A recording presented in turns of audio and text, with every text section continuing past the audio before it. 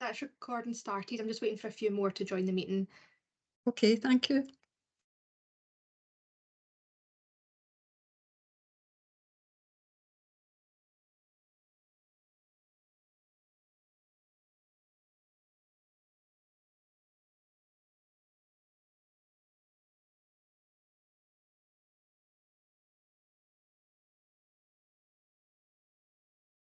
Okay, is that us okay now?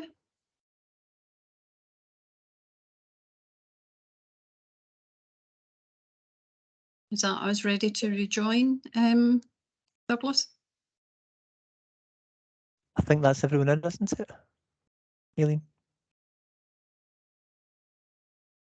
Aileen, are we okay? Yeah, we're just double checking, but I think we've certainly got Yeah, as long as we've got the parties, it looks yeah, sort of that seems to be fine. Good to go. Okay. Sorry. Hey everybody, I've made the decision and I'm going to put forward a motion that in this instance we agree the variation is that agreed? Agreed. Okay, thank you. Okay, Douglas, that's the decision. I don't know if you want to say any more, but that's the decision of the board. No, I think it's self-explanatory in this one. Obviously the board's granted the application for major variation. Okay, thank you. So we will now go on to the next one, which is again an application for variation of a premises licence, and that's for SPAR, Unit 5, Bergarin Shopping Centre. It should be. It's got shipping centre here, Erskine. So who do we have to speak on this, Douglas? I think it'll be Mr. McDougall because it's one of his colleague Caroline Loudon's cases. Is that correct, Mr. McDougall? That's correct, Mr. Campbell, I appear. Just for information, convener, there are no responses or reports in this case, so it will simply be a matter of hearing from Ms. McDougall. And this is one where, if I can just add at this stage, convener, that in addition to what else Mr. McDougall wants to say about his application, we have highlighted that because he's adding deliveries or proposing to add deliveries by way of this application, we have highlighted the board has local conditions which we would normally add to the terms of the licence at the point of granting. And Mr. McDougall will no doubt confirm whether that's agreed or not in this case. Okay, thanks, Douglas. Mr. McDougall, if you could speak to it, please. Thank you, Commissioner. Good morning, Commissioner. Good morning, Your Honours. Just before I forget, those conditions Mr. Campbell referred to are accepted in their entirety. There's no issues with that, so that's accepted. That's good, thank you. In terms of application, I'm sure Your Honours will be familiar with SPAR and CJ Lang. They're a family-owned business dating back to 1919, and there's over 300 SPAR stores in Scotland. Convenience store selling a wide range of groceries. As far as I'm aware, we operate throughout Scotland without causing police or licence standards any issues. This application has come about owing to a Scotland-wide review of all of CJ Lang's premises licences. The review identified that applications were required to make sure the licences reflected the operation of a modern convenience store and, where possible, ensure a consistent approach throughout the estate, just to make due diligence that wee bit more straightforward. Accordingly, you'll see that the application seeks makes various amendments. For example, home deliveries, click and collect, as well as sampling. In terms of home deliveries, which I'm sure will be of concern to Your Honours, I can confirm that an app-based system will be used. It's called Snappy Shopper. Your Honours may well be familiar with that platform. It's in wide use across Scotland. The app builds in due diligence that Your Honours would expect, such as prompting for identification when alcohol is delivered, requiring the driver to confirm no apply challenge 25 and so on. It also allows for the appropriate records to be kept under the 2000. In terms of sampling, this would be very much on a frequent basis in store. It would be done by a member of staff with the 2 hours mandatory training, and it would be a limit of 1 per customer. For those of doubt, the application doesn't seek in any way to increase the hours on the premises or the alcohol display. It is a tidy up of activities. I'm pleased to note there are no adverse comments or objections, therefore. I move grant subject to any questions your honours may have. Okay, thank you. Is there any questions from members? No. And Mr McDougall has made a point of saying that he does accept the local conditions regarding deliveries. So this seems fairly straightforward, but Mr McDougall, do you want to sum up before I make a decision? Thank you. No, I don't have anything further to add. Okay, thank you. Well, I would simply put forward that we agree the variation. Is everybody in agreement with that?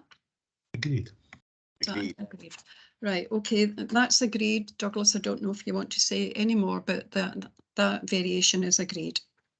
Thanks, convener. No, Mr McDougall, obviously, that's obviously agreed, and we'll deal with that administratively the normal way.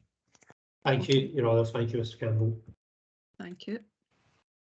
Sorry, your honours, can I come in here as Frank Collins? Yes, of course you can. Sorry, I seem to have lost you. I'm actually using a colleague of mine, Roland Morton's computer, and I didn't know I was being invited back to the meeting. I think Connie had sent an email to Robin, who's in a different room, and has just told me to rejoin. Obviously, my application has now been decided. I just wonder what the decision was. Yes, I think we were going to get an email out to you, and we had picked up on that. Sorry, it was just to tell you it was granted, Mr Collins. Apologies for that. We actually thought you were back in, and obviously you weren't. So I apologise for my technical inadequacies, because I'm your Luddite's Luddite when it comes to this sort of stuff. So thank you. Technical problems, not a problem. Okay. So we will now go on to the next application for provisional premises licence, if I'm correct, Douglas. And that's for the Linwood Community Trust, which is 145 Redland Road, Linwood. So who do we have speaking here now, Douglas? Keep me right. Thanks, Councillor McEwen. There are a number of objectors, but they aren't here personally. They've relied on their written objections in this case. So the only people here are well, the Licensed Standards Officer and the applicant themselves. So you'll hear first of all from the LSO and then the applicant. Now the applicant in this case, sorry, I normally have noted that down. Just double checking who we have for that. It's Brian McMahon, if that helps, Mr. Thanks, Campbell. sorry, I should have remembered that, Mr McMahon. It was yourself. So Mr McMahon will speak up the LSO. There are, however, in this case, just some preliminaries to go through, Councillor McEwen, which I'm happy to deal with. Basically, because this is effectively a new premises in terms of, premises licensing, we'll need to just identify what the locality is and what type of premises you would look at for the purposes of any over provision consideration. What I'd propose to do, Councillor McEwen, before you asked to hear from the LSO on his report and from Mr McMahon, is just to go through, ask parties what they want to consider the locality. You'll note there are maps in your packs showing 200, 400 and 800 metre radii from the premises.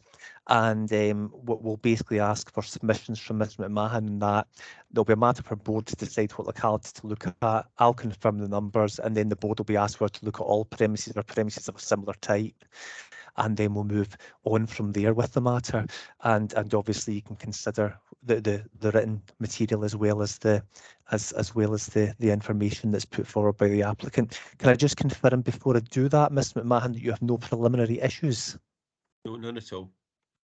Thanks.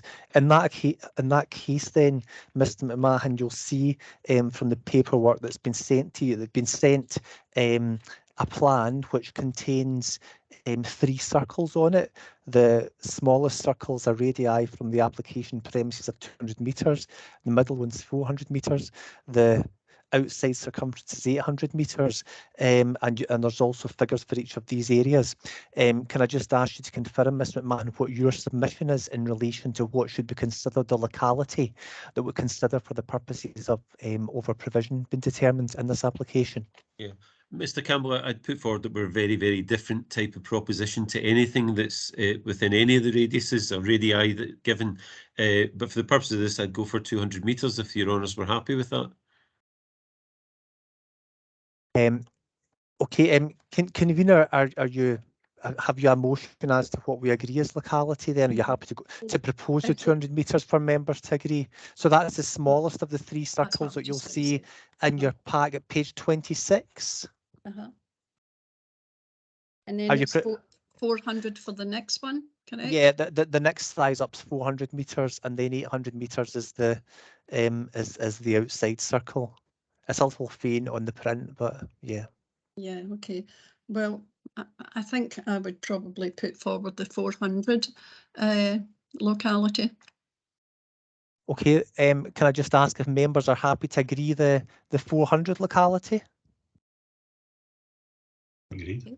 That's agreed. Well, on that basis, Mr. McMahon, within the 400 metre capacity, there are 0 premises and 3 members clubs. Now, the reason, just for the benefit of new members, the members clubs don't count into the equation for assessing over provision in terms of the legislation. So basically, the number of premises, whether we look at premises of the same type or all premises, is 0. So basically, there are 0 premises either way. On that basis, convener, I think it simply remains for you to hear from the parties. So the LSO has a report in, and obviously the applicant as well. And there is obviously other material which is there for the board's consideration in terms of the written objections. So no doubt Mr. McMahon will wish to address those objections in his submissions. Okay, thanks, Douglas. So Colin, do you want to come in first then, please? Thank you, convener. I'm just going to give an outline, first of all, in respect of the development of the premises. The application encompasses the grounds, buildings and facilities of a new build premises, which are operated by Linwood Community Trust, which are a registered Scottish charity. They acquired by a community asset transfer the property and the land to develop a fit for purpose community facility to meet the local needs. And in the application or operating plan, these have been identified as a new build community facility with both indoor and outdoor facilities that are also accessible for disabled. These include a theatre, cinema, large multifunctional hall with fully functional bar for the provision of alcohol or other beverages, extensive kitchen facility, meeting rooms, changing rooms, toilets, and externally there are sports pitches with garden areas and an outside drinking area. The applicant also seeks to have the alcohol premises licence to include both the indoor and outdoor areas within the fenced perimeter of the boundary, and the boundary fenced area as the perimeter of the licensed area. The operating plan also seeks the core licensed hours for consumption on the premises of between 11 AM at midnight, Sunday to Thursday, and on Saturday from 11 AM to 1 AM, which are within the licensing board's current policy. The facility would not be for casual drinking. It's for the hire of premises for events and functions which are at the discretion of the management and the trust's agenda or constitution, and during the core hours ancillary to the provision of food. Off sales is requested between 10 AM to 10 PM. However, the applicant has further stated in the operating plan this off sales is primarily for occasions such as alcohol taster events and to be utilised for market style stalls both indoor and outdoor on the premises, such as at Christmas fair or other events. The applicant has also provided an undertaking that the police and licensing standards officers would be notified when such events were to be held. Another area within my report which I'll identify, the premises are located on the edge of Linwood, with the entrance on Breadalin Road to the south, with Breadalin Road running south and west. On the west is Spears Place, a housing development. To the southeast is River Bray Primary School and housing development. To the north and northwest is Moorland. In respect of the conditions that I'm seeking, they are pretty standard, and I'm going to, again, as in previous, remove number 5, which relates where smoking is permitted in the outdoor drinking area. I will remove that from my request in the report. Other than that, what is retained there, I'm still seeking. Thank you, convener. Okay, thank you, Colin. Mr. McMahon, if you could come in now, please. And Mr. McMahon, I wonder if I could ask you, first of all, do you agree with the policy condition regarding deliveries? Yeah, absolutely, Your Honour, but it's unlikely we'll ever do any deliveries. But we're happy with all the conditions and also the conditions that Mr. Dixon's just said there. Okay. Anything else you want to say, Mr. McMahon? Yes, please. Sorry, just to let you know, I'm accompanied by Sharnan Ross, one of the directors of Linwood Community Trust. So I think Mr. Dixon's covered virtually all my submissions. So thank you very much, Mr. Dixon. Just on the on-sales, we've asked for 1 o'clock. We've had occasional licenses up to now, and we've never ever used one. One would be used as an exception if we thought it was correct. But at the moment, 12 o'clock is what we would view as a reasonable time to finish, and one would be the exception. But we'd like the option to have it in there if Your Honours were minded to grant. In terms of the off sales, it literally is for events only. There would be no one going in to get, a bottle of wine or anything else. This would be for gala events, Christmas fairs, and nothing else. And as Mr. Dixon alluded to, we'd obviously inform Police Scotland and Mr. Dixon. I think the request was at least a week in advance, and obviously be more than happy to do that. So it's not a traditional on or off sales. The on sales was the only time you can come in and actually get a drink is if you were having something to eat actually on the premises or an event. In terms of the objections, if I could just cover them, Your Honour. Yes, there was a number of comments about consultation and changes.